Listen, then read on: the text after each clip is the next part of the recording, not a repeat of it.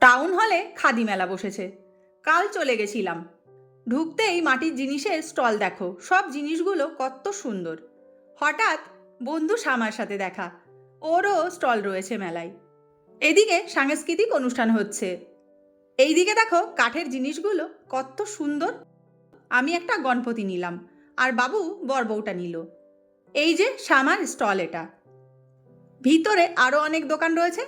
এগুলো কাশ্মীরি স্টল। এটা পিঠে পুলির স্টল। কত রকম পিঠে রয়েছে দেখো। আমি পাটিসাপটা নিয়ে নিলাম।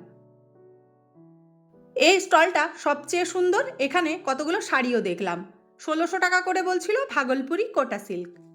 এরপর পিওর সিল্ক দেখলাম। দেখো কি সুন্দর শাড়িগুলো। এখানে জামদানি কুর্তি দেখছিলাম, সাইজে আসলো না, তাই নিতে পারলাম না। 300 টাকা করে বলছে। 13 তারিখ পর্যন্ত রয়েছে মেলা। আজ তাহলে এইটুকুই।